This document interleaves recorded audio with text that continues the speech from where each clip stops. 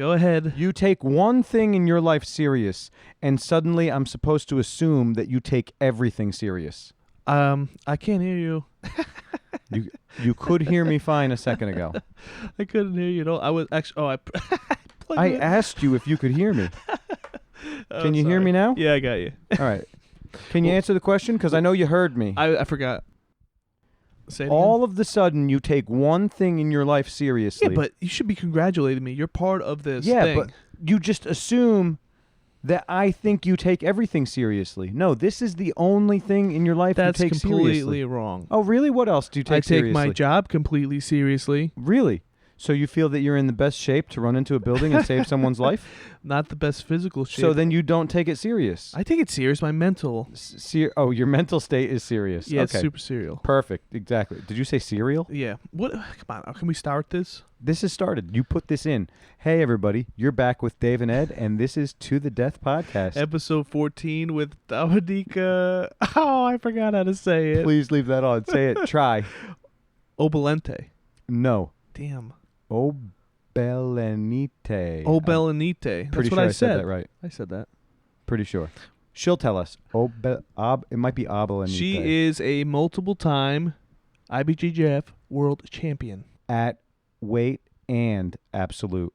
Yeah, unbelievable. And she won her first year at black belt. And then what'd she do? I don't know, but I'm shocked that she was even concerned a little bit that we were going to kill her. Yeah, when she was saying that, I'm like, what is she talking about? She could have murdered us. That wouldn't even be... Even with the boot on. It shouldn't even be a consideration in her head that she would be in any danger. Yeah, she's one of the best women jiu-jitsu fighters in the whole world. And she's not small. Like, regular women are smaller. She's bigger for a woman, and she could easily handle us. Right. Now think about, take her out of the equation. Name someone that you think could possibly be the best female jiu-jitsu practitioner. Give me a name. I have one in my mind. Gabby Garcia. That She's doesn't big. count, though. Pick Why? another name. What do you Because mean? she's 700 pounds. Pick She's another not name. 700 pounds. She's way bigger than everyone else in her Okay. division. Oh, the girl that's fighting MMA now. Mackenzie Dern. Mackenzie Dern. Okay. Dominica beat her 3 times. Yeah, that's crazy. Can you believe that? Yeah, I remember watching some of those. I just didn't. Right? Everyone yeah. thinks Mackenzie Dern is the best. And Dominica has beaten her. That's how good Dominica is. Yeah, if you guys want to learn more about Dominica, just type her name in on Google. You can go to her BJJ Heroes page, and then you can go to all the podcasts she's been on recently. I don't want you pumping up BJJ Heroes because they are not a sponsor. But they could be a sponsor if they were to email to the deathpodcast@gmail.com. Does that go for Google as well? Should I not mention them because they're not a sponsor? No, you can mention Google because we're on Google. All right. Anyway, Google Podcasts, check them out if you want to hear us. So, before we meet with these guests, we just tell them a little bit about the podcast, and she actually listened to the Emily episode before coming on, and she really got it. She was playing along with us, and she was having a great time the whole time. She bounced back and forth with us more than anyone else has yet, and it was a lot of fun. She was a great participant, not only just great for what she did on the podcast, but just the fact that she came all the way out to us from Brooklyn. That's incredible. Thank you very much for that. Oh, I had so much fun. I mean, we missed the train. Yeah, I got so caught up in it. You were trying to show me your phone the time, and I just couldn't. I was just too into it. You didn't even understand what I was doing. I kept showing you the clock, and you're like, I don't care about your notifications. Yeah, I thought it was a And weather I'm like, alert. There's a clock on there because she needs to catch the train. Yeah. So, this is one of my favorites, hands down. Sorry, Emily, your student surpassed you. Whoa. Yeah, but you're just angry at Emily because she hasn't responded to your message on Facebook yet. I know, I hold a grudge. Again, it's because she can read your energy. Even Dominica understood your energy. Yeah, but she at wasn't least worried. she told it to my face. She's Yes. like, I get what you're doing. Well, Emily told me. No, she didn't. Do you want to see the message? Yes. I'm getting my phone out right now. No, right you're there. just Look at making that. it up. I am making it All up. right, so But if I asked her, she might have said that. I'm going to ask her now. can we get into the episode? We'll talk more after. Fine. Get into the episode with Dominica. What, Ed? Obliente. Wait, what is it? I'm not sure that I'm saying it right, but I know that I'm saying it better than you. Say it again. Obelenite. Obelenite. Right. Oh, and by the way, this is our first episode recorded on our brand new Rodecaster Pro. Don't give them props either. Why? They're not a sponsor. I love it already. This thing is so awesome. Very nice. Yeah. Look. I was going to do it. He was closer to the board. I still don't understand it completely. Sorry. Try that again. Oh, there was no volume? No. Does it come out on the recording, though, if there's no volume? No. No. All right, then. Well, maybe. I don't know. We'll find out later. But that's it. This is good. Wait, you said let's get into the episode. You said 3 things, and now we're done getting into the episode. No. Let's get into the episode. I just wanted to let everybody know that I bought the equipment. Dave had nothing to do with it. This podcast is sponsored by Ed. You can follow Ed at Sweaty Eddie on Instagram, and you can also become his friend if you wanted to do that for some reason. Ed Wilson on Facebook. Edward Wilson on there Facebook. You go. Full name, baby. Okay. Hope you guys enjoy this episode. Wait a second. That's it? We're intro, and then we'll do the outro. Okay, fine. This is To the Death Podcast. Episode 14.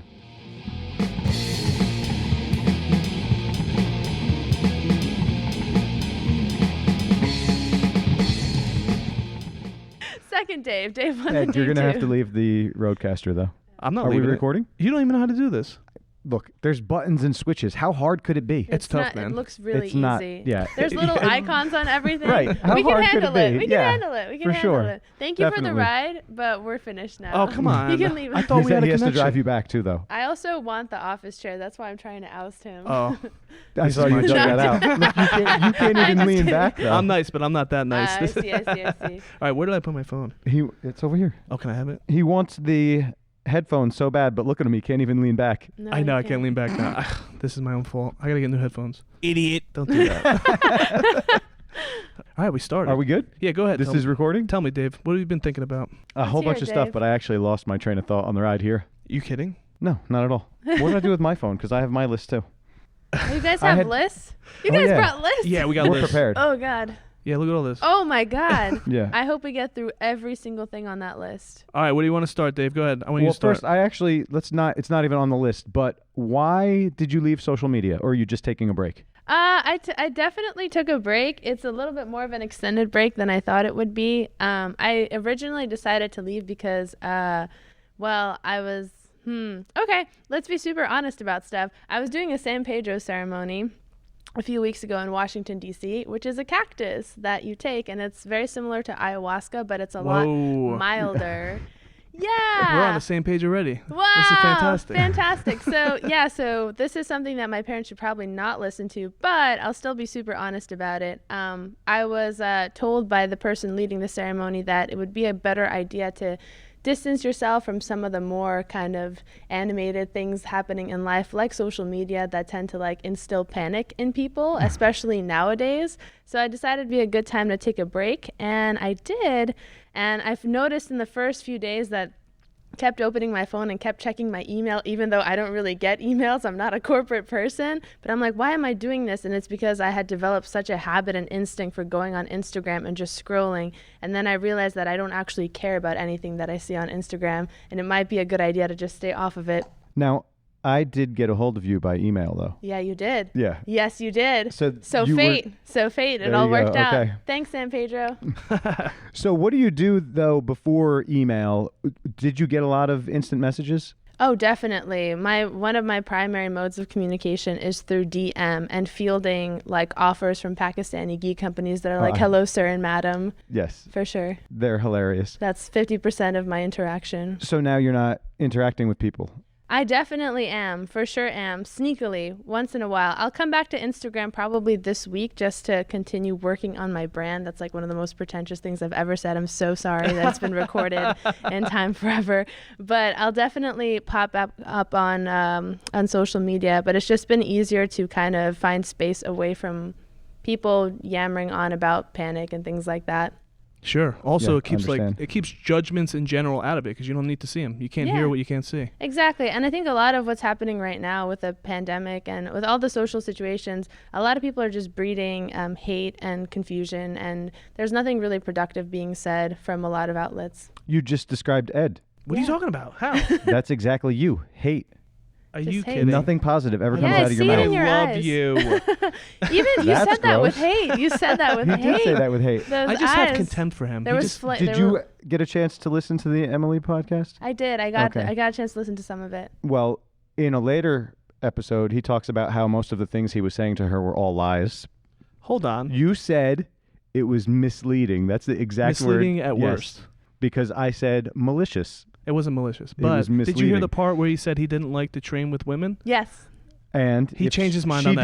Didn't, it wasn't She a changed his change mind. of mind. What do you mean? Yes, she gave you a No. spanking, and then you came Take around. your spanking, Dave. Just take it. It wasn't a change of mind. She just made me You want to hear a understand nice thing? what I I'll was tell trying her a to. nice thing about you. Go ahead, tell her a nice You thing. are not afraid to make a fool of yourself and then learn from it. 100%. He learns from it, though. Wonderful. So I should be really smart. Yes, you I'm should not. be. So you're hurt right now. You're in a boot right now. How's that going? It's going great. My favorite thing to do is hop into an Uber and have somebody ask me, what happened to your leg? Oh. And I say, oh, I broke it. And they're like, how'd you break it? And I'm like, rollerblading. And then they all start to laugh. And I'm like, yes, my pain is hilarious. But it's really funny to be like a jiu-jitsu athlete and break your foot rollerblading because people don't expect you to get injured doing things like that. But I just want to let everyone know now that I'm retiring from competition and anything having to do with jiu-jitsu to pursue my end goal of being a roller derby person Fantastic. for the rest of my life. That's awesome. All I want to do is smack people. If I I can do it while understand that. skating. Wait, it's what about seldom slap more- jiu-jitsu? You're not into that? No, not really. It's too sweaty. It's too on the nose. I'd prefer to be blading away in style as I punch someone or deck them in the face with my elbow. Are you going to have weird hairstyle and then you paint your face? 1000%. Yeah. So I have this. This is a real thing. I was taking, when quarantine first got started, I was taking a psychology and Buddhism class online. And then I started having these dreams where I would just shave my head. And I'd have these call of the void thoughts happening that are like, shave your head, become a monk, like move to Tibet now. And I'm like, what is wrong I with think you? you ate Wow. too many cactuses. Too many. Too many cats. Now, Ed, in your opinion, is there such thing as too many? There's- Yes, for Yeah, sure. okay. Ed Yes, would there know. is. Ed has experience with many cactuses. But yeah, I still have this. The thought has since moved away to half my head. So sometimes I'll have a call of the void thought that's like, shave half your head straight down the middle. Straight down the middle. I Straight was down just the- going to say that. Yes, you te- think it's a good idea. I threaten my son with that all the time. You're signing off on it. Yeah, You're telling 100%. me. Okay, so if my mom, Right down the middle. my mom needs to send an angry letter to someone, it'll be to you. Yeah, just send it to me. You know how to get a hold of me now. Forward my number. It's fine. I get along great with mothers. My Oh, number wow. number Wow. one fan is Ed's mom. That's No. oh Ed. My mom Hi, doesn't Ed's even know. no. mom. How No. you doing? Oh God. No, she doesn't like you. Ed's new stepdad. Ooh. No. No good. Yeah, that's funny. No good. Okay, let's get back on track here. Stop talking about my Let's- mom. He No, wants to bring up my mom at let's- every time. Every time. Yeah, stop. And hello to my number 2 fan, Ed's dad. Okay, so on injuries, though, do you think it's more annoying to get injured off the mats or on the mats? Or is it the same? Oh man. I feel like when you do it on the mats, there's like a respect that happens along with it. People get to witness you like crying out in pain and holding your limb, and they're like, "Oh man, they're so tough for going through that. Like, what a hero, what a champ." But when it's off the mat, people are always like, "Oh, you're just exaggerating. Like, it's really not that bad." When I broke this, honey, I thought I had a really bad sprain. And when I fell and broke it, I just kind of held onto my leg for 30 seconds as my friends tried to comfort me. And all these people like ran up to me. This old man was like, "I have moist towelettes." Like, I'm like, "I'm not bleeding. I don't know what you want me to do with those." And then he wouldn't leave me alone. But people tend to care when something happens in the moment. When it's apart from the mats, people tend to question the validity of the injury. You know, those guys that are like, True. "Oh, my ankle, my neck, you can't Kimura me, you can't choke me, you can't armbar me, but let's like," and then they come for you like guns blazing. That's Ed. No, it. no. So have you no. thought about telling people that it like was broken in a heel hook? No, not at all. No, just not at all. I somebody take so ripped much me apart. pride in breaking my leg on my 6th attempt rollerblading. I also take so much pride in the fact that I was rollerblading for about an hour before it happened, and then my friend suggested we blade to her apartment because she was on a skateboard, and 2 feet in, I wipe out and break my leg. I take a lot of pride in being a very clumsy fool. So what did you do after you broke it? How did you continue with your day? So my friend put me on her penny board and then dragged me from Central Park to the middle of the street, put me in an Uber, then brought me to her apartment, put me in a giant beanbag chair that swallowed me whole, And then we watched Inside Out, and I cried. Oh yeah, that movie will get you Yeah, for sure. that movie and having a broken leg. Ed is anger. What? Your anger. Am I anger? 100%. Look, that's your line. I just used your line. I hate that. We're hanging out too much. I'm disgusted with you. Yeah. That's fine. fine. There's a lot of disgust in your eyes. I didn't see it before you walked in here. No, but now that's it's, what I now bring it's out. totally I bring it present out So of I you. went here. and picked her up. We had a beautiful conversation on the way A here. beautiful as soon as you spoke- conversation. He spoke. See, Not a lot, but No. he did. What do you mean He see? tried. see. What do you mean? See. See, this isn't No, but Spanish class. What are you come talking in- about? You come in and you get me all worked up, and just the hatred fills me. But I give you that positive energy. That's why, though, because I'm so far the opposite end of the spectrum. Is that better? Of what? Yin and yang. Stop saying that. All right. I'm so far the opposite end of the spectrum from him. Idiot. that it I just did it. You can't hear it though. Ed's making me supply my own headphones, which I do not have today. Oh, boy. Yeah, you haven't supplied any of this stuff. I'm supplying all the stuff. For real. This podcast is He's sponsored making, by Ed. he's making you I look was really supposed bad. to pay for half of this, but I'm he very just confused about who to partner appeared. with now. And, like, my mind keeps flip-flopping. Do you like dedication? No. Then Ed's your man. Yeah, you thought she was I gonna hate say dedication. No, I wanted I an want answer. someone unreliable. That's definitely Ed. Ed is Wonderful. 100% I want unreliable. someone unreliable Don't look at me that and way. with a scary stare. That's one of the This is meanest things you perfect. could say. I'm so reliable. You I pride are? myself on reliability. Really? Yeah. How's that black belt coming along, Ed? It's not coming. Wow. It's not coming. There seems What like a year did story you there. start? Yeah. So what year did I start? We've both been brown belts for 4 years. Damn. Stop Yeah, it. see? What's happening? Exactly. Are y'all what's going to happening? promote each other? That's not how it works. That's We how can't it do that. works. No. It's I have to wait to see my if you instructor. own a martial arts gym, you can do whatever you No, you want. can. It's like I being saw that president guy. of your own No, country. but he wants to compete in IBJJF, and that's a big I no-no. see. I see. You know all the stuff going on with that, Yeah. and the hoops you got to jump through The to hoops. promote. The bureaucracy. Yep. Ugh. Easy for me. No problem. If Well, I yeah. wanted to You do bribe that. a guy. You I bribe- got a guy. You got a guy. He bribed Mario. I bribed Mario. Oh, beautiful. Is that a bribe? Yeah. Yeah. Yeah, it is a bribe. Totally. How about this? Let's transfer this into. He doesn't like to divert. Go ahead. No, Go ahead. It's not diverting. This is still on topic. It's okay. How- I sense your hostility. How can men help in jiu-jitsu? So hold on, I got a quote here from Emily. Don't This is right interrupt out of her her. mouth. That's how. Oh, No, man. here we go. It takes the support of good men to advance women in BJJ. So how can we support women specifically? We can support everybody, but Let them take competition class. we would absolutely let them do For it here. sure. Not here. Not here. I think that's a really broad question, and I think like people that are already asking a question are probably doing their part in creating space for women to feel comfortable and operate. All right, in- how about more specifically? Yes. How can scumbags how can talking scumbags about help women you, in Ed. She's jiu-jitsu? talking about me. All right. Oh yeah. So Emily says that she doesn't have women's only classes. What do you think Yes. about that? I'm actually, Emily and I are pretty much operating on the same wavelength with that one. I don't necessarily think that women's classes are a bad idea or they're not useful or anything, but anytime that I've had opportunities to hold women's only events, they tend to have a really great starting point where lots of people come and there's lots of enthusiasm around it, and then a very sharp drop off. So not a lot of women end up staying. And I'm not sure what the cause of it is. Sometimes sometimes availability actually keeps people from doing the thing. Like a surplus of food will keep people from like taking on the food and eating it. But I generally tend to think that an evenness in the amount of people in a class is much more preferable than just having a women's only class. I was playing around with the idea of starting a women's only academy for a while because my whole goal in jiu-jitsu is to start my own school.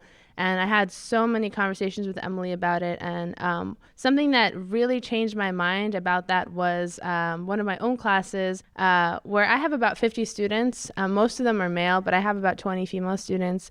And I had a class that was predominantly male one day. And I'd never seen that in through the 3 years that I've been teaching. Since the first month, I hadn't seen male only class.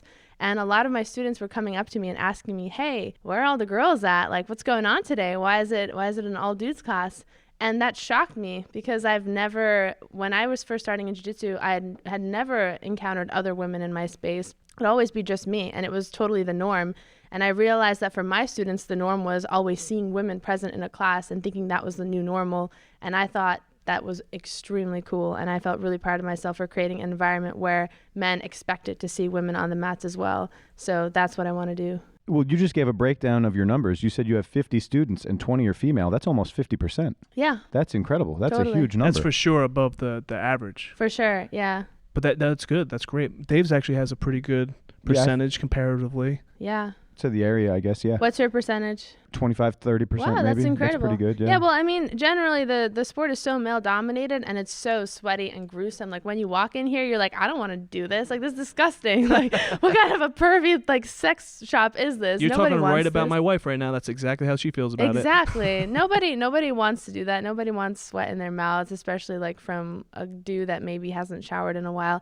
But it generally has like a really steep like barrier to entry. So I think that the more women you have, the more it speaks to you as an instructor. I'm saying too many nice things about you right now. Yeah, calm it down with that. Yeah. I like it. No. Can we put that on a loop? No, we're gonna cut that part out. No, let's cut that out. Let's cut that entirely. Scrap that whole bit. What do you think that we could do to make it more available or make it so that more women would be willing to participate in jiu-jitsu? I honestly think that it's a matter of time. I don't think it's a matter of doing anything besides creating like environments that are safe and comfortable for women and being just good instructors, good stand-up instructors that care about involving women in their schools.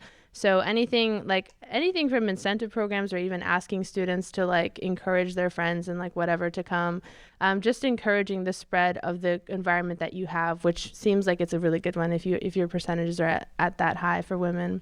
I agree with that. Just like in a general sense, just grow the whole thing, and then even though we're gonna get more men, you get more women too. Yeah. When it comes to, you were just talking about how there was women that weren't showing up to your class maybe that one day.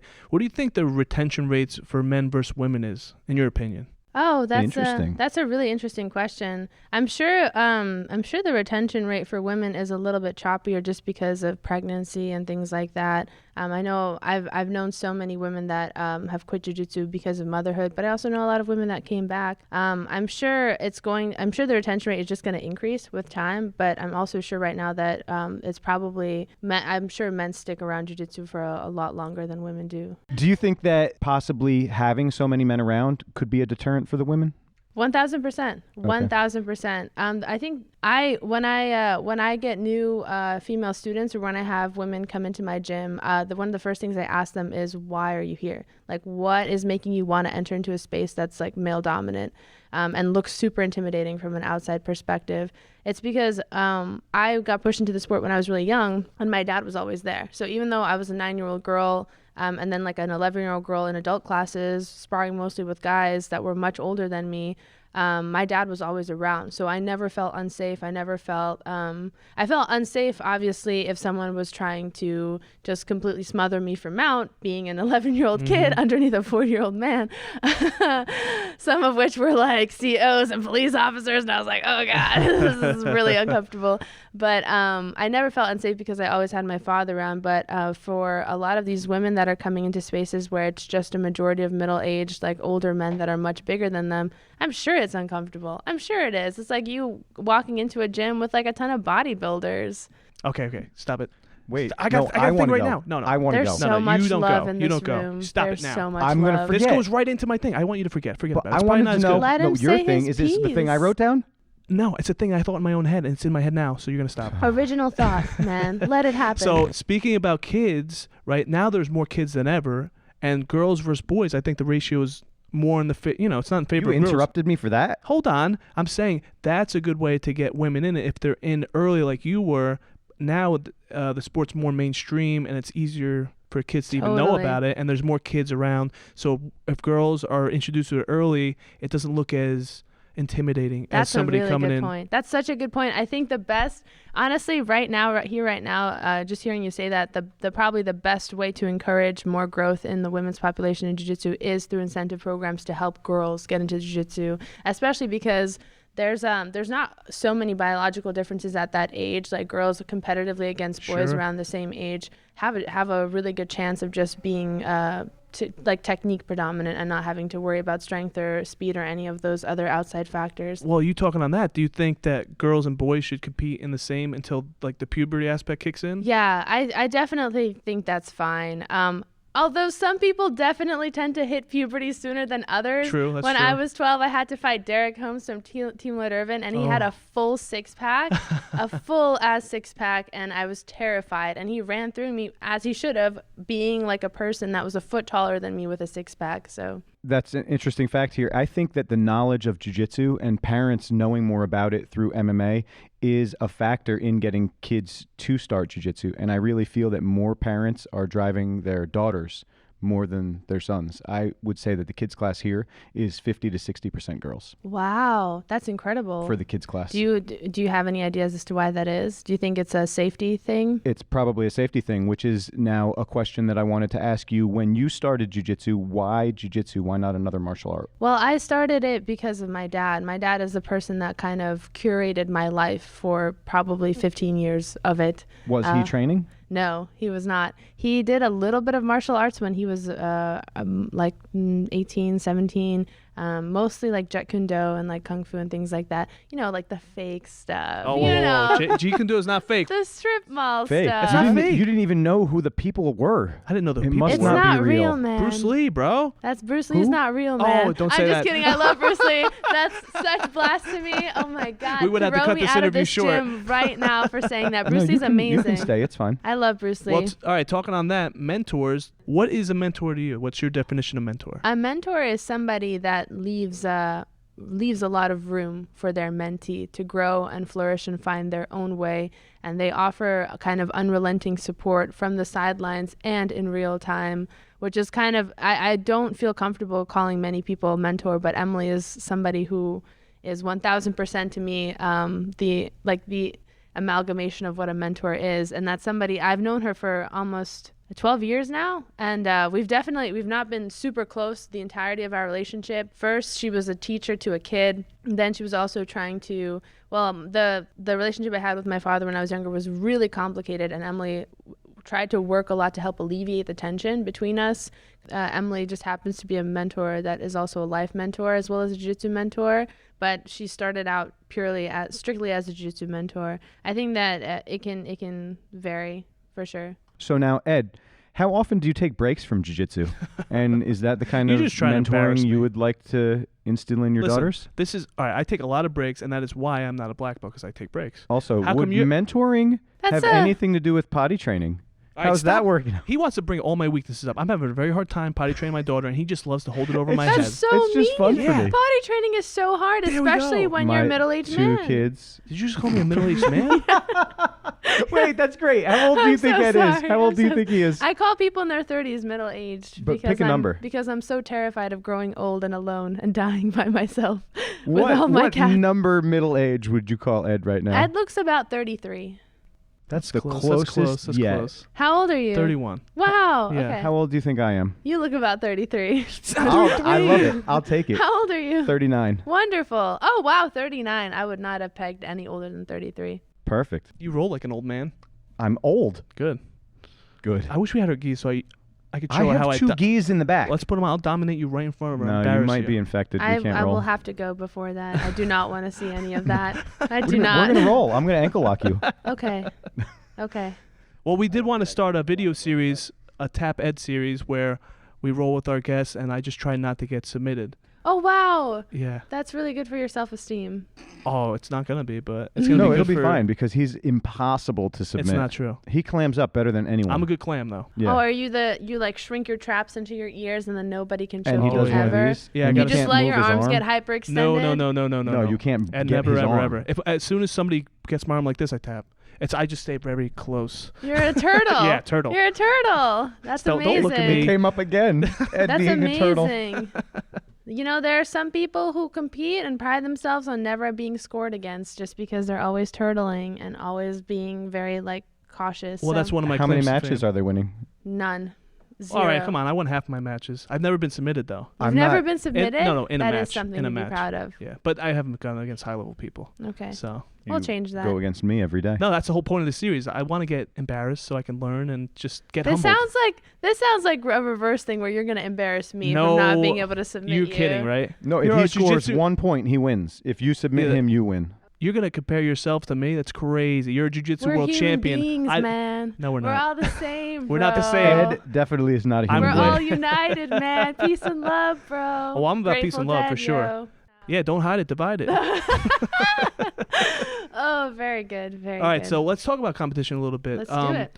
For a high level, actually, Keenan was talking about this on his podcast. They were talking about how you need a certain type of uniqueness in your game, I think, to be successful. Like all the world champions, they have Wow. What a big idea. you What? need some sort of originality in your game to win. Of well, course. you have your own style, Yeah. like your own moves, Totally. and that's definitely, you think that plays a huge factor in the overall competition? 1000%. I think it's partially originality. It's partially having a game that's kind of hard to trace or hard to track and hard to figure out because it's constantly being modified. But I think a large proportion of it is also mindset. It has to be because for me, when you go out into a competition, that's you're at your worst at that point. You probably didn't train super well the week before because you had all kinds of constraints, whether it be travel, whether it be not having access to training partners, whether it be feeling nervous or having to weight cut. You're probably having to weight cut, so you're undernourished and underhydrated. You're probably extremely nervous, going to the bathroom like 3 times before your match. And you have kind of the weight of the world on you because the only thing you have to focus on is your match. So that's all you're thinking about is what's going to happen in the match, what's going to happen to me, are my coaches, teammates, training partners, family, the president, are they going to watch me fail? Are they going to watch me fail? Am I going to embarrass myself like fever dream style in front of all these people? And then you're kind of confronted with yourself at that moment of complete rawness where you're like, okay, I can either go out and do this or I can fall apart moments prior and tell myself that I'm not good enough or I'm not strong enough or I didn't prepare enough or this person's so much better, and then you'll fall apart. And I think that's where high level matches are made, is you can quite literally tell who's about to win a match at the higher levels just by the way they step out onto the mat. There was one match I saw at Nogi Worlds. It was Elizabeth Clay versus somebody. I can't remember who it was, but it was in the brown belt division, I think in middleweight. And Elizabeth stepped out onto the mats, and I remember thinking to myself, wow, it literally looks like she's pulling energy from the earth. She looks so confident just in her posture. And I could tell that she was going to win, and she won the whole division that day. And I'm pretty sure she may even have won absolute, but you can just tell in someone's in the way that they carry themselves before the match where they are mentally. And it doesn't even really, of course their technique matters, of course they have to be efficient, but that's kind of, for me, the main part of competition is the competitive mindset and who you are moments before you actually dive in. So why is it, I don't know if you've mentioned it in the past already or not, but why did you decide to take a break from competition? Totally. I've mentioned it a bunch of times, and every time I explain it, I find myself like adding or subtracting certain things, which is interesting for myself. But I initially stopped competing because I had intensive shoulder surgery on my left labrum. The labrum was torn off the bone and had to be reattached with 2 screws and a few staples. And it was the worst surgery I've ever gone through. It took me out of jiu-jitsu for about 7 months, and I wasn't allowed to do anything physical. And not having to do anything physical for 7 months was kind of like a death sentence in my mind. I was still going to school at the time. I still had other things that were interesting to me, but it just felt, it was a very depressing state of my life. And I kind of justified it as, this was caused by competition. This was caused by reckless training for competition. So if I remove competition from my jiu-jitsu experience, then I'll have a healthy body. And it's not true. Like, you'll get injured through chronic wear and tear or just through like acute things happening on the mats at any point. But I really wanted to save my body and preserve my body so I could continue doing jiu-jitsu until old age. You want to say something? Yes. Yeah, go ahead. I give you the room. Thank you. You're welcome. Yes, we both want to go into old age. Obviously, he's already in old age. Obviously. 39, man. So did you have you have your casket picked out? Got the good mahogany? See, we were talking about this, joking about to the death. To the death. To the death. Episode 1. Not far for you, man. I'm just kidding. Oh my God.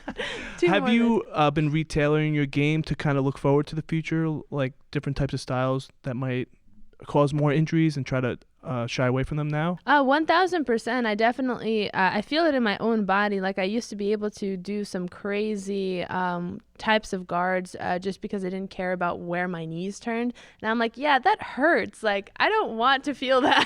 I'm actually pretty okay feeling comfortable while training. So I've definitely retailored my game to be a little bit safer for my own body. But generally, I think my game is relatively safe, period, because I'm so lazy as a practitioner. I literally don't want you to move, and I don't want me to move. You're speaking right to me. That's my favorite. That's my whole thing about like competitive like analysis is if you want to be a scrambler, then you have to really prepare yourself to be a scrambler. You have to thrive in motion, kind of like Leandro Lo. You have to be strong, you have to have your cardio up to par, and you have to be able to push the pace of the motion because you have to outpace your opponent and then find the thing that will win you the match in the scramble. I'm not that. I will never be that. I'm a big gangly giraffe of a person. My cardio has never been super great. I need to slow the match down for myself so I can work at my own pace. But that kind of risk aversion means that I have to guide myself towards places where I'm 90% effective in terms of finding submissions or guards or sweeps that will earn me the points or earn me the win. Okay, so all the stuff you're talking about, that's my game. I want to be slow, just controlling, get one sweep, one pass, one sweep, submission. one pass, take down, stall, win them all. Got it. That's it. Just lay on you. Yeah. He does that very, very good. He's effective at laying on you and not moving. Oh, yeah. Man, now I just lost it. I'm the worst. That's fine. So I'm curious if, in addition to your injury and your surgery, did being so successful early on, did that happen to like deflate you? Or did you lose any motivation because of that? You've already achieved such success. Were you like, what is there left to do? It definitely deflated me in the sense of like, I think we've all fantasized about being a celebrity, right? When we were kids, we're always like, oh, this athlete or this actor or this singer or whatever. Wouldn't it be cool to be like that? I always would look at guys that were winning worlds before me, like Lucas Lepri, Dourinho, Augusto Tenquinho Mendes, Rafa Mendes, and Guy Mendes. I'd look at those guys and I'd see them winning these big tournaments, and I see this grand celebration happening from their teams end, and everyone's smiling and laughing, and they're being hoisted up in the air, and then you see them on magazine covers, and I'm like, wouldn't it be cool to be that? And then I got there and I was like, yo, this ain't it at all. Where are the sponsorship deals? Where are the cars? Where are the houses? Like, where is all of that? It's not there. It's just, it's like you win something really big and you accomplish your dream, and you have 30 seconds of really intense bliss when they raise your hand and when you're on the podium. And then things go back to normal. Like, one of the most sobering experiences I had was, I was sitting in the locker room waiting to get tested for steroids. Whoa. After my first year at Worlds. I was in the locker room with, I'm pretty sure Andre Galvao was there, Bia, Xande Ribeiro, I think Leandro Lo was there as well, and then there were just a couple of the people that work for the IBJJF, and I got really close with Xande because we were literally peed right before doing it, and we were stuck there for the longest time chugging Gatorades and just talking and sharing stories. And I asked Xande what he would do to celebrate his Worlds win. And I was like, oh man, so cool. Like, Xande's probably going to go out and like just do something crazy, like jump off a cliff or something. He was like, yeah, I'm probably going to like go celebrate with my students, like take a tequila shot and then go to bed early and wake up in the morning and teach classes. And I'm like, wow, that's it? Like, that's what we do? We take a shot, go to bed early, and then wake up in the morning and teach classes. And there was something really sobering about that, realizing that there wasn't all this luxury, there wasn't all this like imagined like diamonds. There wasn't going to be a ticker tape parade. No, there wasn't going to be anything huge. It's just going to be like, yeah, you did the thing, so now what are you going to do about that? What's your next step? And then I realized that there was probably something more to competition for me, and that was to become an instructor and become a really adept instructor, and then give opportunities to people in finding safety and comfort and whatever it is they find in this sport, that they can find in my space, in my gym, with my kind of supervision, or at least with my input in a way. And now I'm at a place where competition is obviously coming to the forefront. I really want to challenge myself and see how I've changed as a practitioner since my kind of heyday. And also, it's no secret to me that the women that are competing nowadays are so much more talented and so much more prepared in a way than they were 20 years ago, because now women actually have a chance at being athletes, like full-time athletes. So that's going to be really interesting to see unfold. Absolutely. So do you have aspirations to go with your own team that you built and compete together with them? Is that a big It's not a big aspiration. I think I'll probably stay away from major tournaments for a while and focus on super fights, especially since Corona has kind of wiped everything out.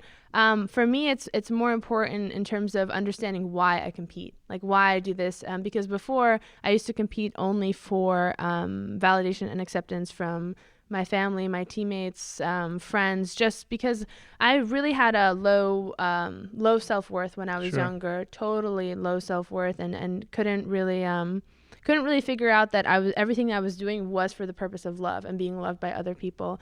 And once I realized that was the primary motivating force of my competitive career, then I started to try and reframe it. And now I'm thinking, okay, if that's not the motivator anymore, then it should be really interesting to see how I handle competition and what my mindset is like before and after the actual act of it. Are you interested more in tournament competition or super fights for super yourself? Super fights for sure. For myself, super fights for sure, because there's definitely some people that I'm like, that would be a really interesting match. We are very similar or we're really different, and it would be stylistically an interesting matchup. Also interesting for me because I hope that in a super fight scenario, I'd be less risk averse. I'd be more interested in just kind of putting on a show. That's great. So what you were just talking about is you used to go to competition based on ego, and now you're doing it based on your own self-esteem. And I think if you do that with more decisions in your life outside of jiu-jitsu, it will help make you more well-rounded, and you'll feel like better about yourself, and it'll be easier to motivate yourself and to keep it going forward. Totally. I would totally agree. Do you have any aspirations to do no-gi, such as ADCC? Oh, God. Definitely not. And you know what? This is like one of those things where I feel like the universe is slowly guiding me towards no-gi because I'm interacting with a lot of people that are really, really good at no-gi. And they keep asking me if I'd ever be interested in doing anything like that. And I always say no because, and this is like a really controversial thing, but it's not that controversial. I don't know why I framed it like that. But I don't actually I think that no-gi is very limiting. I think that no-gi, once you get to a certain point, it's very slippery and impossible to like maneuver into certain positions. If you have two people that are totally able to go through a 10-minute match and not gas out, it's not really going to go anywhere. And the leg lock game has kind of made it even worse so that people are actively like searching for those leg submissions. And if somebody's a really good leg lock person and they start on bottom, person on top's not going to want to engage. If they're a really good leg lock guy and they start on top, they're going to fall to their butt and try to bring things to the legs like later on. So I find it more limiting. I find that it's harder to see. You see a lot of excitement for sure, a lot of movement, a lot of scrambles, but you don't see as many like creative transitions, I would say. The breakdown of the no-gi game at the highest levels is much more, I think, what is the word that I'm looking for? It's you can see it more easily than you would in the gi. Like in the gi, I think that like there's just more predictable. That's the word I'm looking for. Yes, more predictable. So what do you think? There's a way like a rule change could kind of point it in a different direction, or do you think that's just Take the way? heel hooks out. No heel hooks. No. No anything. Just passing and sweeping. Perfect. No submissions at all. Stop it. Just That's made shoving. for you. Just slapping and shoving. That's already what it is. Just slapping and shoving. Points for pushing the person out of bounds? I would watch the poo out of a match if it was just shoving and slapping. You can't even go to the ground. It's just shoving and slapping. It's not even jiu-jitsu then. No, it's just slap fighting. Potato. Well, we talked to Brian McLaughlin, and he had one rule change to give more points for turtle position. When you're on top of somebody in turtle, if it was a real fight, you could really hurt somebody if they're turtled, and you could hit them and stuff like that. To give points for just having that turtle control. What do you think about that? That's definitely an interesting thing. I think that'd be really interesting to develop a rule set that prioritized vulnerability. So being in turtle, we call it a neutral position, but it's super vulnerable. If you give more points for people being forced into turtle, I think that would really change.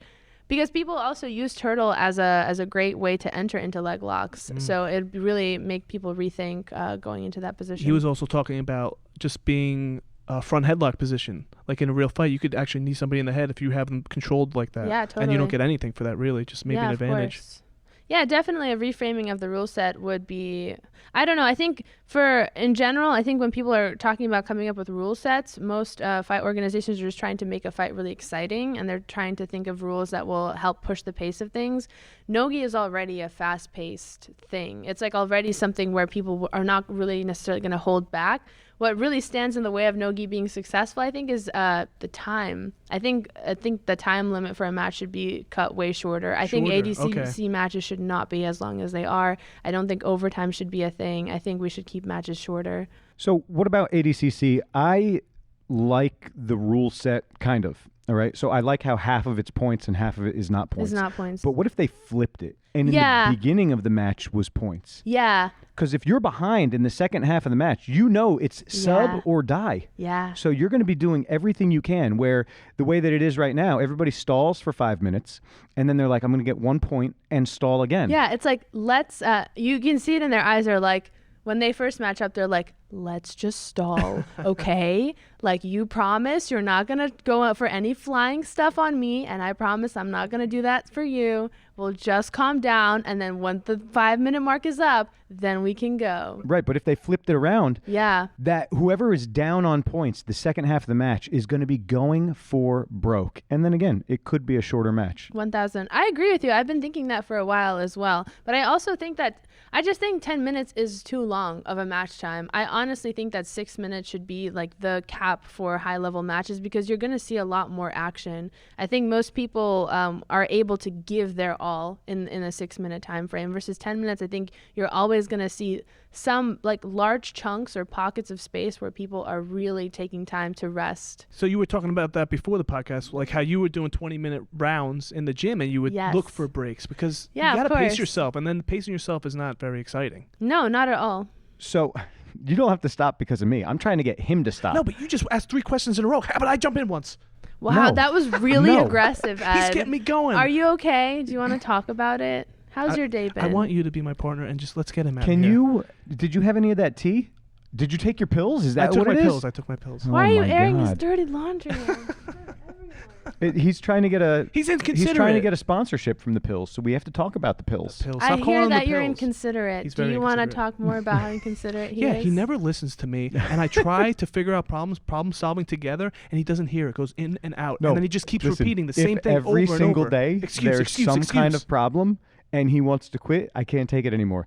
Once a week, come at me with a couple of problems and we'll address them. But every day, you can't come at me with 10 problems and expect me to have an answer for every single one.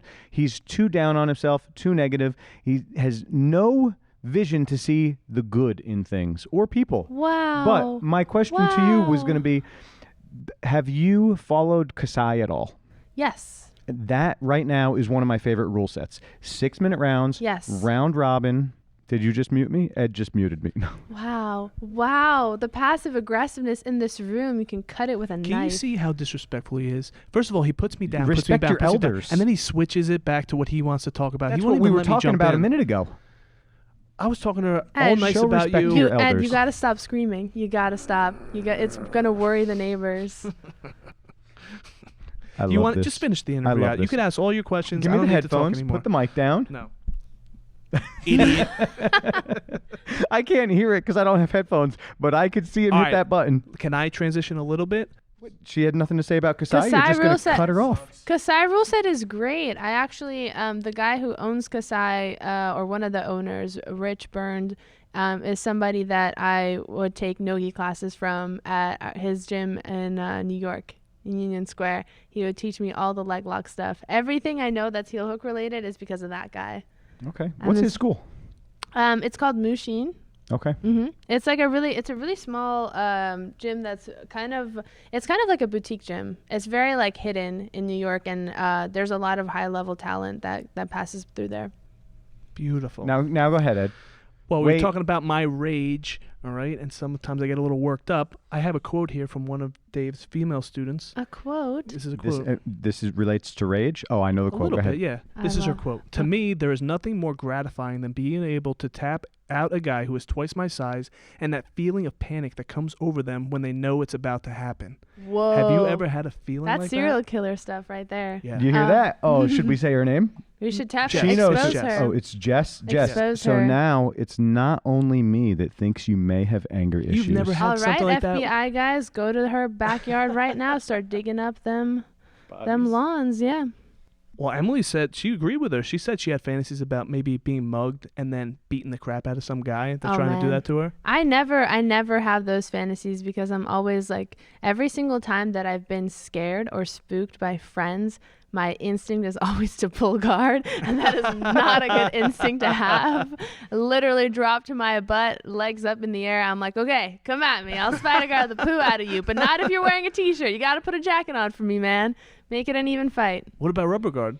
Oh, God, don't talk to me about Rubber Guard. I want to talk to you about Rubber Guard. Eddie Bravo. Oh, Hold flat on. Earth. Oh, Wait now a we're- second. Wait now a we're second. here. But Hold on. do Now you we've like made it EBI? there. I guess I'm not like a huge I'm not like a huge fan of no-gi period. But EBI there were definitely some matches that were extremely compelling to me, and then there were some that weren't. And I don't know. It seems like it was a rule set that was kind of limiting for a lot of people, and maybe that's why it expired kind of quickly. Did it expire? I think that he just tried to transition to this horrible slap jitsu. It's horrible. I don't it is like horrible. Thank It you. is savages. Hold on. Savagery. Stop it. And that UFC Now you're yelling at the nonsense guests. in my good Yeah, Christian because neighborhood. we just talked about being No. inclusive, and some people like it, so it's maybe it's Yeah. not for you. But It's definitely not for me. but do you think for overall there should be different styles? I of think rule overall, sets for like sure, that? I think diversity is amazing. I think we should have all kinds of different rule sets and all kinds of things that we can just. Well, I'd like to go back to the Rubber Guard Crap thing. So I was on. watching one of your matches right before we came here.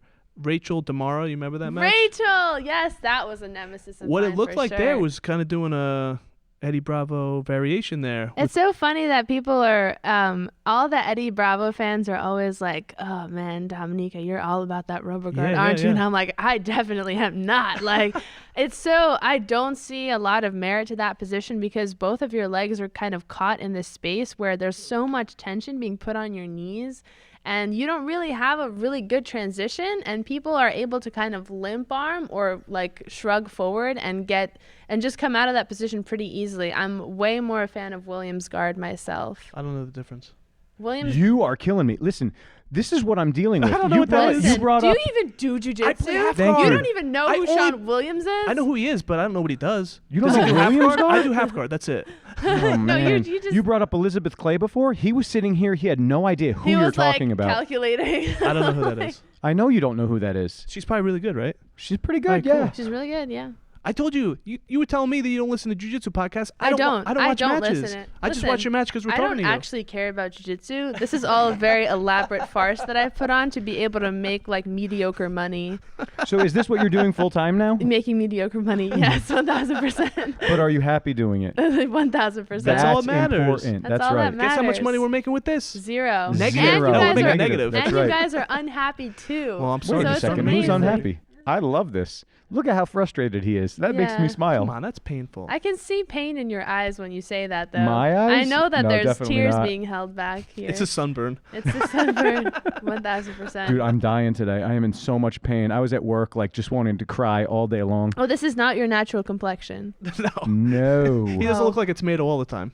Oh, wow. Wow. He was riding unicycles with his son yesterday. I wasn't riding, but yeah. Oh, that's incredible. Yeah, he was trying. Oh, you were too, I'm sure. I did try a little bit, very little bit, and then I was like, I'm gonna die if I fall. So Yes, Broken Leg Club. Yes. no, I feared much more serious injury. The best is being an instructor and you're supposed to take yourself seriously, and then all of your students are like, oh no, what happened? And you're like, I broke my leg rollerblading. And then they're like, oh man, all the respect I built for you over these Yeah, it's like, 3 would you years, go back in time to the gone 90s doing in an rollerblading? instant. Nobody rollerblades anymore. Dude, I had an Rollerblades aren't in? I had an Uber driver diss me. He was driving me to the gym, and I was just telling him the story, and he was like, yo, what kind of skates were you on? Because apparently he was a skater or something. And I explained, and he was like, you messed up. You're really bad at this. And he just Whoa. kept roasting me the whole ride, and I'm like, you know what, sir? You're right. Did you tip him? No. 1-star review. No. No tip. No tip. But we follow each other on Instagram. I don't know why. What? Don't know why that happened. Hey. I have nothing for that. Say It's something a else, Tomato. It's Hi. a confusing game. Hello. It's a confusing game. Do you have any bullies in your jiu-jitsu life that you had to deal with? Any bullies? Oh, 1000%. I definitely had to deal with a lot of ego. I had to deal with somebody, one of my teammates, when I was doing my campaign for equal pay. I created these T-shirts like that were raising money for women's registration fees for tournaments. And I took a picture with a whole bunch of women from Marcelo's wearing the T-shirts. And then afterwards, I walked up to this person and I was like, joking, like, hey, like, you should put on a shirt, like, support the cause. And he was like, Dominica, if you think that women deserve to be paid the same as men in jiu-jitsu, you're dead wrong. He's like, you do not work as hard as I do. Whoa. You do not train as hard as I do. And you do not have, like, the natural abilities that I do. And I was like, damn, dude, I thought we were friends. Now I kind of hate you. Well, when you say stuff like that, I don't know about that. Like, we don't know about that. When people talk about like equity in jiu-jitsu, we're like, I thought it was equal. Wait, you didn't know about that? I didn't know about that. I don't pay attention to any of the Oh It's news. my okay. We don't God. actually know what's going on ever. It's fine. Ignorance is bliss, my friend. It is, because I thought jiu-jitsu was all, rainbows and stuff. Yeah, 1000%. There's Rainbows no and That's what I choking want. people This to death. podcast is all rainbows. there's no predators. We all love each other. We're holding hands all the time. Nobody gets Kumbaya. hurt. No, we're holding hands right now while we do this podcast. Exactly. We're all holding hands right now. Who's actually. holding the mic? Okay, Oh, look, hold on. the mic stand over I there. remember what I wanted to say. So we have the same style game. Do you ever get from maybe other women or other people that are smaller than you that you're just too strong? Like, oh, that only works if you're so strong. That's what he says to me all the time. Oh, you're just too No, but strong I for don't me. say definitely that's true the for you. only reason it works, but yeah, you're too strong I for hate me. when he says that. Yeah, I but work it's I really true, didn't hard. say though. the only You don't even know. You reason. didn't even see. Yeah, I feel like I can tell though. I do over underpasses. You do. I can tell by the way you're gripping the mic that you're too strong. He's gonna snap it. Yeah, I exactly. hate your judgments. I could tell by the rage Keep in his judging him. eyes. I'm trying to keep the judgments out of my. But they're I just. could tell by the Are you tension gonna in your train tonight? shoulders. Oh, no, all I of gotta it. lean forward because of this head thing's too. Are you going to train tonight? Tonight? No. Use this. Use this as an opportunity. No strength. I hurt my hand squeezing a grip too hard last night. Was it the Yeah. one you had on me? No, Oh, it was the alright. one I had Kyle. He was trying to break it. Remember? No. I held it Oh, I did. for, yeah, for I no do reason. remember. The grip Because wasn't you're helping. The so collar grip. strong. Your I know, but- animalistic rage took over. You had no choice. Did you tell but me to- you got no animalistic rage? Ever? I got so much animalistic That's rage. what I want to hear about. That's why I'm asking you that Yeah, question. bro. Yeah, no. This is a PG podcast, Ed. I'm definitely one of like the larger women that I've ever known of in jiu-jitsu, and for that reason I always have to kind of check in with myself, especially when it comes to like my smaller female students who are like 4'9", being like, yeah, what I do won't necessarily work for you, and it really shouldn't, because my leg is like weighs as much as you. So And it's as long as you. yeah, absolutely 1000%. How tall are you? 5'11" and a half. 5'11". Jess, do you hear that? I think Jess is 6 foot. Oh wow. Yeah, you should come train with her, or she Okay. should go train with you. Yeah, I Something. think something should happen. Yeah. Is Jess the rage girl? Yes, it is. Then we shouldn't train at all. We should 1000%. No, she's got rage towards men, not women. Oh, okay. She likes women, hates men. I don't know if She that's doesn't true, hate Jess. men. I just said No, I but didn't know if that was you true. know that women, especially back in the day when it was more rough. Like when you started, it was a lot. You were just talking about the cops and the whatever. You know, Cops. The cops were everywhere. So like, remember when you were getting smothered and stuff, when you finally started to smother them and you see them like, oh, I have to really try. And then when they're trying, it's still not working. And now they start to. I definitely gain no pleasure from seeing people struggle. I definitely have never had an experience where I'm like, oh, I really enjoy that I'm like messing up this person. It's so hard not to curse. I'm messing up this much larger person because of how skilled I am. It's more of like, no, I have to get from point A to point B as efficiently as possible and do it in a way that like exhausts me the least. And my dad instilled this in me, because even if I would like tap people that were really high level at Marcelo's, and even if I would get really dominant positions on people who were like supposed to be better than me in a way, he'd always be pushing for more. So I always would tell myself that I just have to be more efficient. I have to be more structured. I have to be more technical. It was never about like getting something over another person, but I've definitely had celebrations where somebody, there was a guy at Marcelo's who would always put me in 50-50 and then always passed me no matter what happened. And then one day I managed to reverse the 50-50, get on top, leg drag him, go to mount. And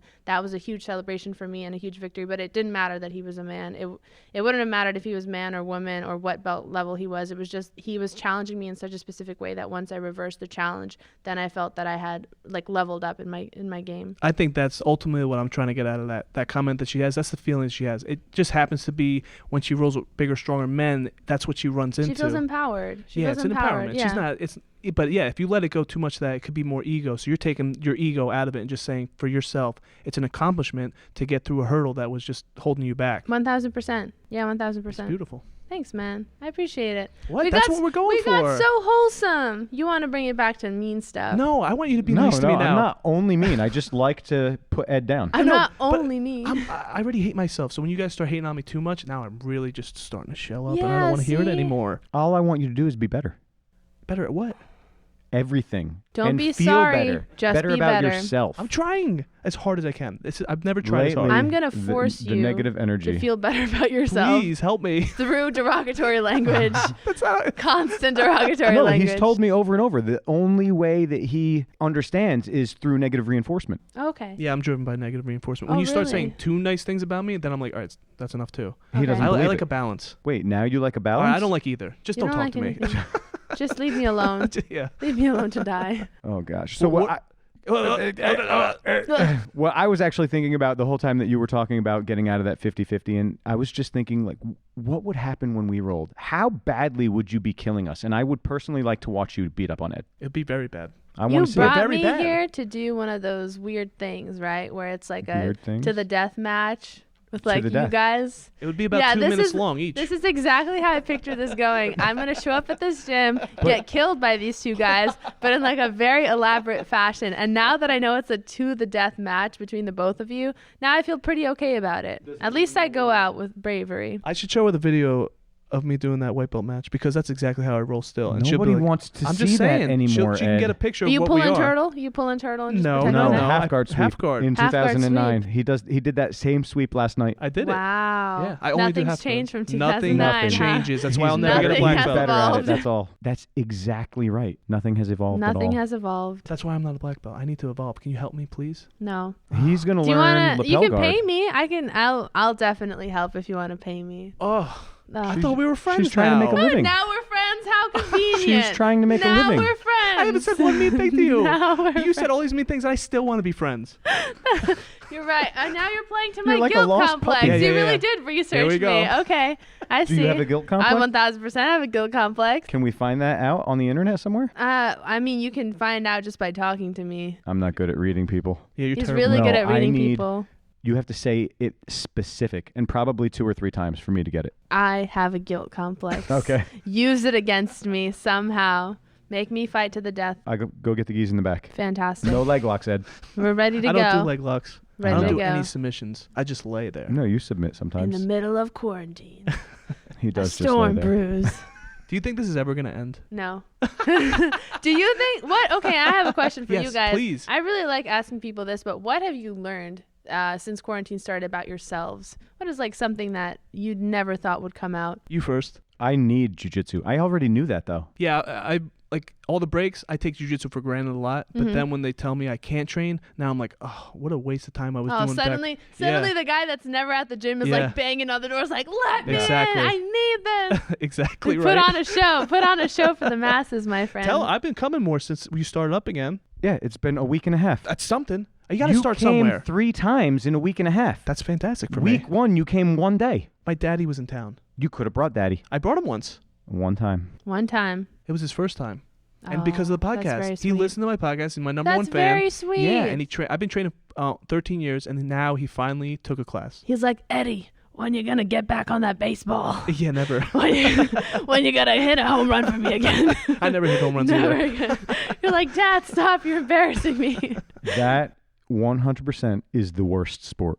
Baseball? Yes. 1000%. Come on. Agreed. Oh my god. Perfect. Agreed. America had to make something up to be good at because all the other countries were so much better at it at any other athletic endeavor. Boring. It is so boring. I'm so sorry. What do you do at a baseball game besides get drunk and Eat like hot talk to your dogs. friend? Yeah, and eat hot. There you go. There we I go. saw a video of a guy at a baseball game throwing up all over himself. That's too fun. many beers or That's hot fun. dogs. You just go there to people watch. It's the most expensive Yes. people watching venue ever.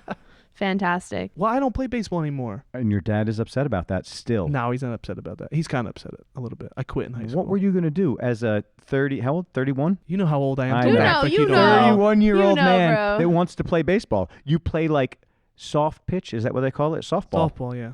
That's all that you have left. I'm not playing What are that. you going to do with that? Nothing. I'm doing jiu-jitsu now. Is Good. that Good for you. So that is more embarrassing than him wrestling men in pajamas Yes, because Oh, at least and they have women. the pajamas and on. women right, equality, correct? Quality. At least he has the pajamas on, though. At least. I love pajamas. I don't like no-gi. Oh, okay. Too slippery, too much. Yes. Wow. yeah. Okay, so we can be Yes, friends. yes, yes. I've now decided that I Finally. like Ed again. Take it back. No, not That hurts. ever. No, he does No, not I like don't- that. No, it's fine. Yeah. I'm okay with it. No, you're not. Yeah, no, really, I am. Idiot. Stop pressing my buttons. All right, so Hang on, I gotta look at this list here. go ahead. Look at your list. I have the questions memorized. How often I wrote most of these damn questions. How often do you think about the bigger picture of jiu-jitsu as a whole and your part to play in it? Do you think you have a responsibility to push it forward through your influence as a champion? I feel like I probably did, but I generally have a hands-off approach with most things in my life where I'm just like, yeah, opportunities are going to come and they're going to go, and I'm going to take some of them, I'm going to not take some of them. But I definitely feel like I have an obligation to at least create a safe environment for people. So my whole priority with starting my own school is just figuring out what it is that drives people towards coming in towards jiu-jitsu, what allows them to take that step and say, this is what I want to do with my life, because it's so hard. This is such a weird thing for people to take on. And I was talking to somebody about this as well, that it's really the only, it's kind of the only martial art that's cool, and that is available for people to just take on, for older people to take on as a hobby. You don't see a lot of people in their 30s and 40s wrestling, out in wrestling clubs or boxing. You don't really see that as a casual activity. Here it's so casual that there's entire social groups that form as a result of it, and you find your best friends and you all hang out together. It's a very involved situation, and it's very unique to me in that way. And I want to kind of understand what the root of people deciding to take something like this on, especially if they have no prior martial arts experience, what it is that's driving them to take something like this on, and what is keeping them there, and how it can help them restructure their jiu-jitsu experience and then later their life so that they can find most benefit from it.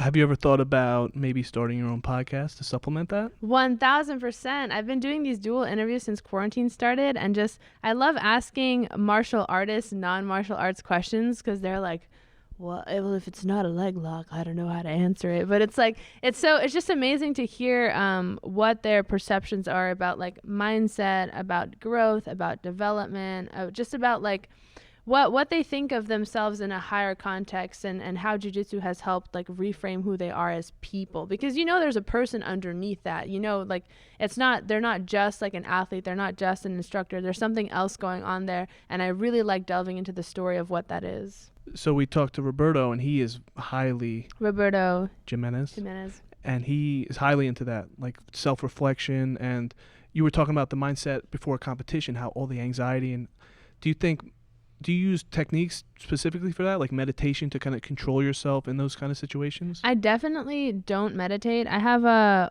very specific methods for how I go about my keeping my own mental health in check. And one of the ways that I deal with having a strong mindset is allowing my trauma to be really freely out there. And I do a lot of body work with a specific practitioner that I go to that helps me through with it, and also on my own. And through the body work, I get a physical release that turns into an emotional release from my trauma. But with the mindset stuff, it's a lot of actually developing tools to step into a role.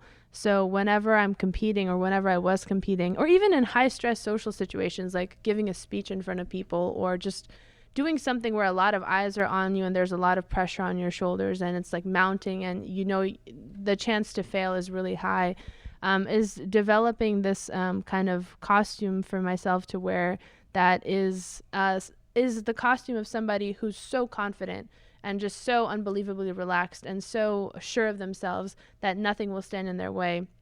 And I look at this costume as like the hero's costume. The hero's tale has already been written. You already know how it's going to end. Even though there's going to be some trouble, they're going to have to walk through the woods and like face the trolls, whatever.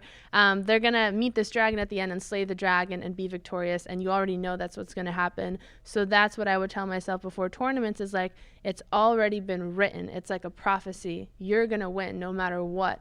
Even if you're caught in the tightest armbar of your life, you're going to, in some way, in some split second, you're going to be able to worm yourself out of it and reverse the situation for yourself.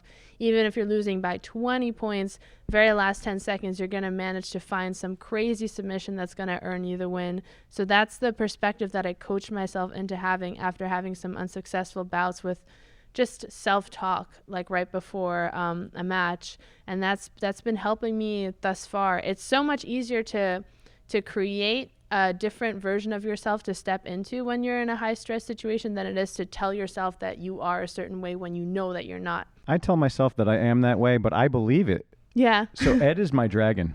Yeah. Dragon. Yeah, I'm going to slay you. Me? Yes. Well, what you just said, my father, when I played baseball, he used to tell me that exact thing.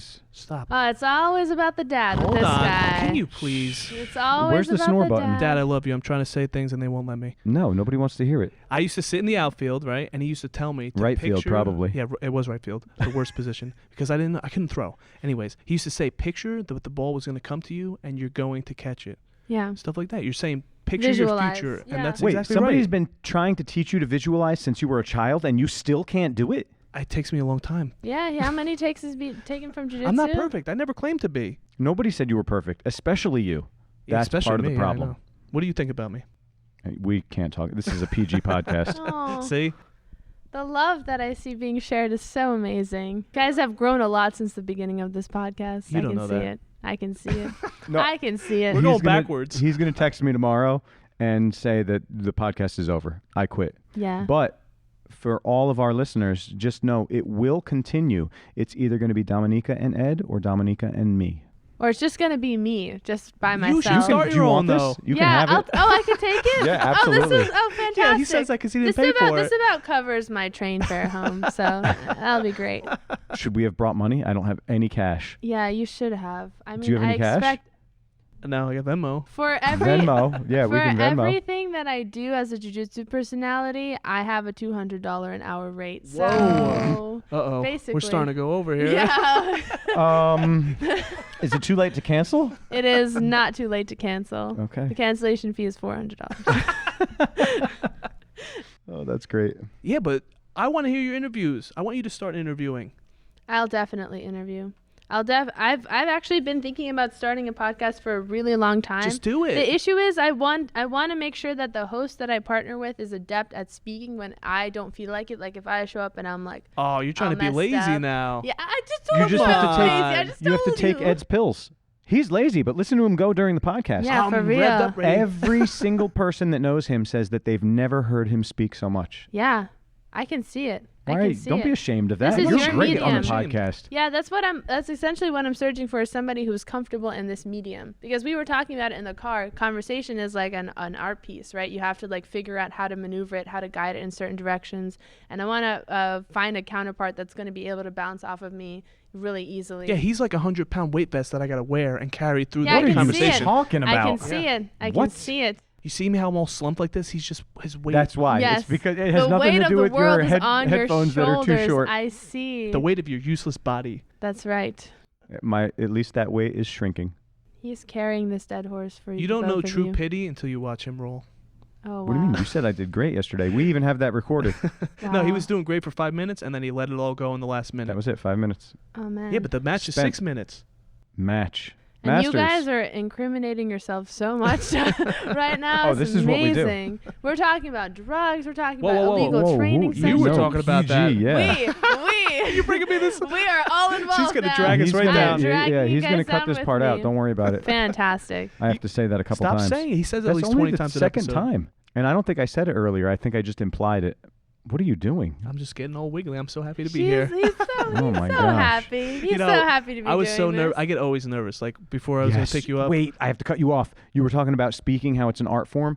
Yes, yeah. It's like a Jackson Pollock when people are around for Ed, though, Really? because we were over here recording a week or two ago, and it was right before I was doing an open mat session, and people started coming in, and as people were walking through the door, he started falling apart. You could see it like it was Legos or Jenga. Oh no. Yeah. Oh no, what happened? I let their judgments in. to my Okay. brain. Nobody was even judging us. They were know, but happy to be here. I Oh, put judgments. So you know how the common saying is like, oh yeah, people generally don't care about what it is that you're doing. Like you think that you're being judged, but people around you don't actually judge Absolutely. you. I shared a car with someone the other day who we were driving through his neighborhood, and he was looking at people's lawns, and he was like, yo, F this guy for not taking care of his lawn. Look at all this crap. And I'm like, yo, you're that guy that everyone is afraid of. Yeah. That person that's judging the poo out of everything that they see. I'm like, those people do exist. And then after that experience, I'm like, wow, I'm starting to see those people everywhere. Sitting right next You to are the only one that I judge, Ed. I see you furrowed brow. I see you judging yeah. people. I only judge Ed. I That's see not the true. That's anger. not true. 100%. You talk judgments all the time. But when she leaves, you're going to be judging her. Yeah, I'm gonna you tell her are. everything, You're too. gonna be like, why'd I'll she wear those text you. pants? Is You she can send it to her. she's like Guns like N' the Roses. pants. I bet she doesn't even listen to that band. Name Guns N- 10 oh, I songs. didn't we even weren't even paying attention. See, Ten that's the thing. songs. We don't even know what you're wearing. Yeah. You have pants on. Yep, that's what I got. That's what I got. I am so oblivious. Oh, wait. You're some amorphous blob in this general periphery. I don't even know what's going But on. I don't think you need a co-host. You could do it alone, though. You really think so? For sure. Why do you think so? Because the conversation you we had think in the I'm car. interesting enough? Yes. Okay, fantastic. all That's it- all I needed to hear. It's not even just. I'll Also, listen. Guys, thank you so much for handing me your podcast on the day of my daughter's wedding. It's fantastic. I love it. You want to take over to the death? Is that what you're saying? Yes. It's This yours. is my gym now too. Oh my god. That's not the name of the gym. I came here with the expectation that it was just going to be like a couple of friends hanging out. Little did I know I get a whole business, a whole operation. Whoa. Listen, You could have it. I We were have- gonna quit anyways. I have I the hear podcast. that. Yeah, Ed was definitely going to hear quit the that. podcast. But the gym, I have plans for the gym. My son or my daughter, most likely my son, because my daughter hates jujitsu, but he'll be taking this over one day. That's his goal. That's what Why I'm does your afraid of. daughter hate jujitsu? Yeah. She just doesn't I like don't- it. yeah, I- Mentorship. Oh, see, bad mentor. I want Bad someone to mentor mentor. her for All right, me. we're getting dangerous Okay. Or waters here. jiu-jitsu.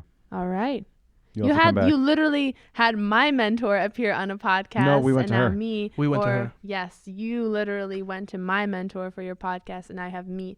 So there's two people that you can introduce. Wait, your when's the daughter last to. time I'll you've be been happy to? to. Do you train with Emily ever? Yeah, I've trained. I trained with Emily right after she gave birth to her son Hero, which was before quarantine, maybe like a month or two Right. before quarantine. Yeah, we've trained. It's so funny. Emily and I have been like. First, she was my instructor, and she was my instructor at camps. Like the first women's camp I ever did was one of hers in Toronto alongside Felicia O. And I can't even remember who else was there. I think it was Felicia O and a few other people, but I can't remember exactly who. And then continued taking her camps, continued like learning from her, even though she wasn't purely at Marcelo's. And then got to a point where our mentorship turned into a friendship, and then we started to see each other as equals more. And then there was a time where she invited me to teach for her camp. And one of the most amazing memories I have of being a part of that camp is her pulling aside one of the campers and doing the move that I was showing with the camper and asking me for instruction on how to correct it. And I was like, that's so cool, man. It's so cool when somebody that was teaching you everything that you needed to know turns into somebody that's learning from you. And that's a really important quality of a mentor too, is it being removed enough from your own ego and your own perception of the self that you are able to kind of entertain other people offering you information that you may not necessarily have access to. Wonderful thought. I agree 100%. Whoa, loaded gaze, very loaded.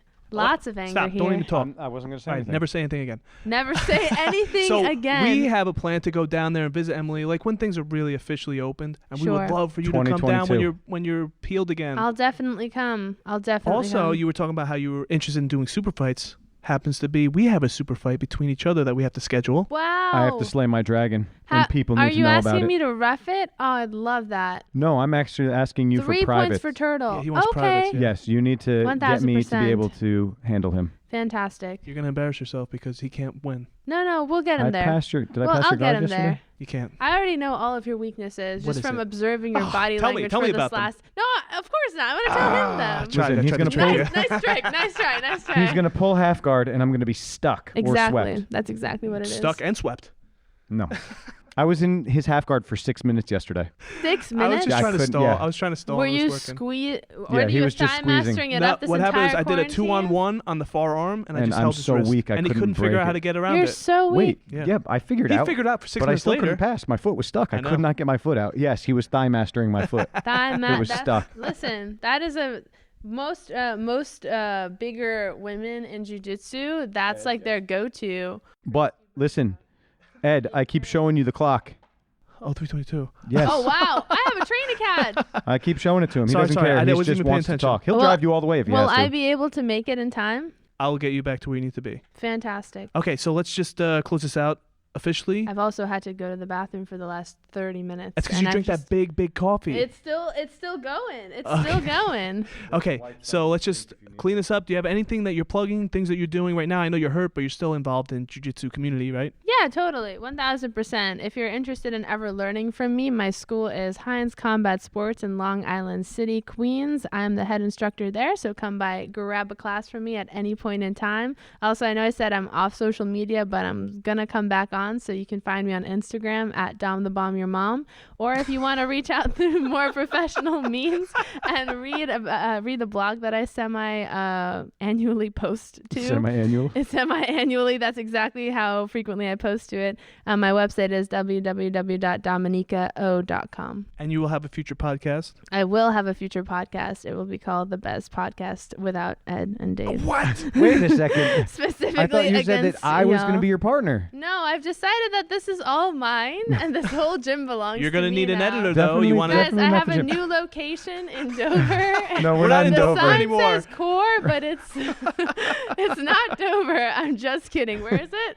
We're in Stanhope, New Jersey. Stanhope. Okay, Stanhope, New Jersey. It says Core Jiu-Jitsu at the front, but it's actually going to be something else in a little bit. So Okay, just one last stay thing. Can you just tuned. say that you like us so we have it on record? Don't I say it. Don't cannot say it. tell lies.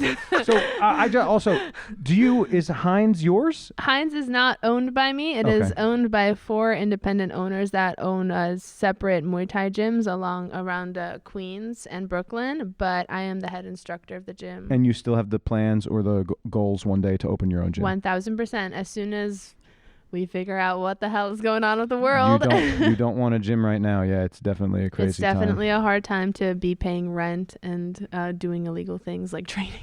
No, it's legal in New Jersey. It's legal now? Martial arts training is legal Fantastic. in New Jersey. Fantastic. Socially distanced. Socially distanced. Yeah. You can see the winking happening here. Oh, got the yeah. thermometer. Yes. They're momming me up. All right, well, let's wrap this up. Thank you so much for coming out Yes, thank here. you for coming. Thank you. And Thank you for hopefully having we me. get to train in the future one day. 1000%. thank Let's you. go right now.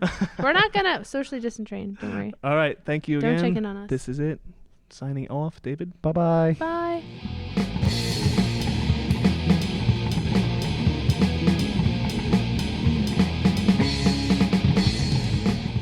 And there you have it. Fantastic episode. Lots of fun. I'm so glad that she came out to see us. Yes, I was riding real high after this, and I got to drive her home because I made her late. You made her miss her train. So, yes, you drove her all the way back into Island City so she could teach. And we had a wonderful conversation, and I kept pushing her towards doing the podcast, and she was asking me questions about how to get started, so I would love to be a part of that. So, funny, she actually messaged me and asked if I would be a co-host, but she does want Ed to edit the podcast. That's fine with me. I'd love to just be behind the boards. Are you going to have time to edit 2 podcasts now that you're working 5 days a week? I'm not working 5 days a week forever, only for the next 4 to 6 weeks. Then I'll be back. Then you'll be back to not working and eating a whole ton, not training. No. I mean, we trained this week, a couple days. You did not train a couple days. 2 days I trained. Oh, you did train Tuesday, 2 days? Wednesday. Congratulations. That's progress. You know, I had a great week this week in jiu-jitsu. I'm starting to... Wait, how did you have a great week for jiu-jitsu? I started focusing more on believing in myself.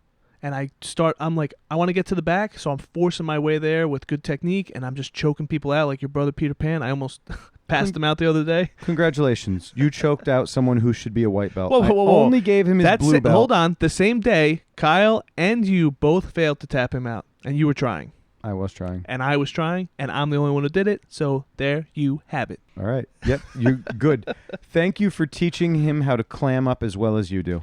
Let's give a thanks to our sponsor, Core BJJ. You can follow them at Core BJJ NJ on all social medias. Also, go to the website, corebjjnj.com. Also to our other sponsor, Sweaty Eddie, for supplying the board. You didn't even care when I bought this thing. This was supposed to be a joint effort. What does that have to do with it? Say you even gave me the money and we both split it. Okay, you good. still wouldn't have cared. You don't care about this thing. Look how awesome it is. It's so colorful. No, it's very nice. I like it, but I don't like it as much as you. It doesn't make what I'm doing any easier. It makes what you're doing easier, and I appreciate that. But the thing that I care about is what's in my hand, just the microphone. That's all I need. Wherever the other end of the wire attaches does not Wait, matter to me. do you always want to hold it? Like, is there going to come a day where you'd rather not hold it? I don't know. When we recorded with Gary and he had it on the stand, I don't know that I liked that. You like that? You're shaking your head yes. I think it's because we had to, like, kind of... we would have had to share it, right? Oh, wait, were we sharing it? Him. He has his on a stand. Oh, yeah, he has his on a stand. Well, you can move it around and follow you. Like, Rogan has the arm, but I don't know. I like would have holding to be in the perfect sitting position, and that mic stand would have to be right by my face. Otherwise, you're leaning forward every time you want to talk. I imagine. I've never watched. These mics are... You have to be a little closer than his mics. Like Gary's mic has a lot more leeway. But then do we have to be further apart so that I'm not picked up on your mic? I don't know how that works. We'd have to get a studio first. We're still learning this in real time. We're doing pretty good. I feel like fantastic. This episode really gave me a shot of rejuvenation. I was feeling a little down last week. You definitely needed rejuvenation. Holy cow. You guys, please listen to the Gary episode if you want to understand what I am dealing with. Make sure you listen to Gary's episode, I believe is coming out next week, episode 5, Real Talk with G. There's really a lot of conversation on Ed's mental state. I can't wait to hear it. I forgot. I can't even remember the conversation now. Do you? Yes. I don't remember it at all. He sent me the clip. No, he didn't. No, he didn't. I can't wait to hear it. It's good. Is he going to tell us what day? What day is it going to come out? He says Monday, but his brother, I don't know. They're not on the same page because 4 just came out. Wait, what day is it? 4 came out on Thursday. So he's probably going to wait till Thursday then. Well, last week it came out on Wednesday. Gary, you got to pull it together. He said it came out on Monday. No, it's not his fault. You got to get on your brother, though. No. He is the face of the podcast. It's his fault.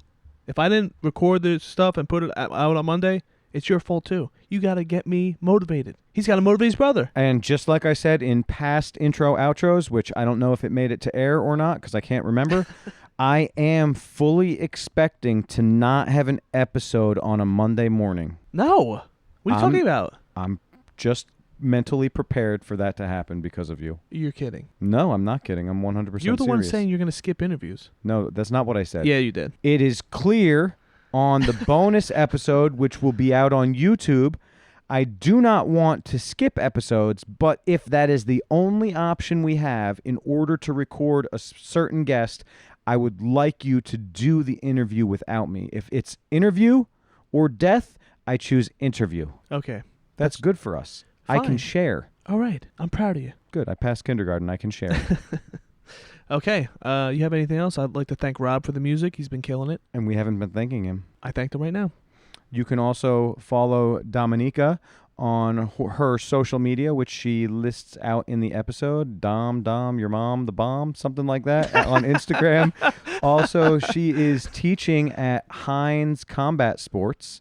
So you can find her there. Yes, you can. Next week, we are not sure what's going to happen. It's going to be a surprise for the both of us. I know exactly what's going to happen. I just haven't told Ed yet. I like to hold him in suspense. It's fun for me. He has control over the entire editing process of the podcast, which you guys did not get some really great content of Ed making a fool of himself. I'm a little bit upset about that, but it's fine. He's in control of that. I'm in control of the guests. I'm going to keep him guessing, and he's not going to know who we're doing and when. Whatever. I don't care. This podcast is rocking and rolling. I'd like to thanks again to Dominica. It was so much fun, and I can't wait to do more stuff with her, Emily, and all the guests that we've had. Now, do we have to Venmo her the money, her fee? She said it's $200 an hour for her time. Yeah, we owe about $300. $300? How much was your ride out to Long Island City? Did it cost $300? Don't worry about it. You can cover it. No. It didn't cost $300. It cost maybe $30. No, it cost $300, so we broke even. You wish. All right, fine. We will have to Venmo her the $300 for her time, which we are grateful for, even though we have to pay her now. All right. So until next week. Stop it. We are talking. Keep talking, Ed. No. Are you going to sing? I sang in the beginning. All right. So please make sure you follow on social media. Oh, yeah. Our To stuff. the Death Podcast. You could say that, you could say, hey, we got to do that, and then I will stop. No, I like it better this way. I like you to let you ramble on, and then I'll just interrupt you. You can also email to the death podcast at gmail.com. We have been in contact with a couple of sponsors, and in order to make these sponsorships go through, we need some ratings. So people, please rate us on Google or on your favorite podcasting platform. Also, make sure you follow us on YouTube. Subscribe on YouTube. Follow on Facebook. Like on Instagram. All right, come on. You're I might have steam. that backwards. You're losing steam. You did at great. To the Death At Podcast. To the Death Podcast. To the deathpodcast.com. Oh, everything, blah, blah, blah, blah. Good job, Dave. Can we finish? Yes, we can. All right. Thank you, Eduardo. Can't wait till next week. This is To the Death Podcast. Episode 14.